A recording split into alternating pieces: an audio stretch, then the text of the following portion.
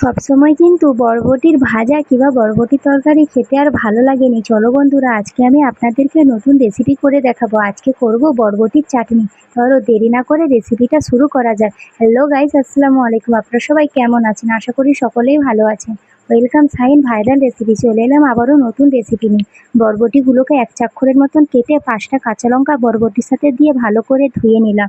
এবার পেঁয়াজটাকে ভালো করে কুচি কুচি করে এক সাইডে রেখে কড়াইয়ের মধ্যে জলটা দিয়ে আস্তে আস্তে বরবটি আর কাঁচা লঙ্কা যে একসাথে ধুয়ে রেখেছিলাম আস্তে আস্তে তুলে দিচ্ছি।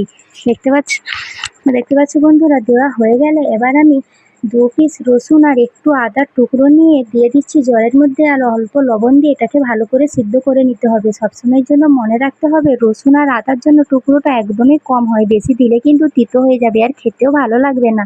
এবার আমি সিদ্ধ করার জন্য ঢাকনাটা দিয়ে, দেখতে পাচ্ছ বন্ধুরা, ঢাকনাটা খুলে নেওয়ার পরে অনেকক্ষণ পরে কত সুন্দর কালার আসছে, একদম সিদ্ধ হয়ে গেছে। কড়াইয়ের মধ্যে যেহেতু একটু জল আছে তাই এটাকে ভালো করে নাড়াচাড়া করে নেব।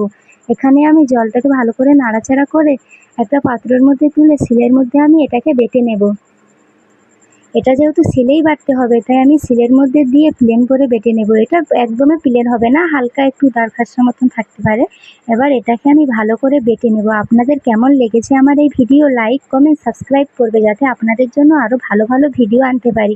আমি নতুন ইউটিউবারে আসছি, আমার জন্য একটু সাপোর্ট করবে যাতে আপনাদের জন্য আরও ভালো ভালো ভিডিও আনতে পারি। এবার আমি কড়াটা বস করে এর মধ্যে আমি তেল দিয়ে দিচ্ছি। তেলটা ভালো করে গরম হয়ে গেলে পেঁয়াজ কুচিটা তেলের মধ্যে দিয়ে হালকা নাড়াচাড়া করব ততক্ষণ যতক্ষণ না পেঁয়াজের কালার আসে। দেখতে পাচ্ছ বন্ধুরা, পেঁয়াজটা অনেকক্ষণ নাড়াচাড়া করার পরে পেঁয়াজের হালকা লাল কালার চলে আসছে। এবার আমি অল্প করে হলুদ দিয়ে এটাকে আমি ভেজে নিচ্ছি। এটা ভালো করে ভাজা হয়ে গেলে এবার লঙ্কা গুঁড়ো দিয়ে এটাকে ভালো করে ভেজে এবার আগে থেকেই যে আমি বরবটিটাকে বেটে রেখেছিলাম সেটা এর মধ্যে দিয়ে এটাকে ভালো করে নাড়াচাড়া করে নেব।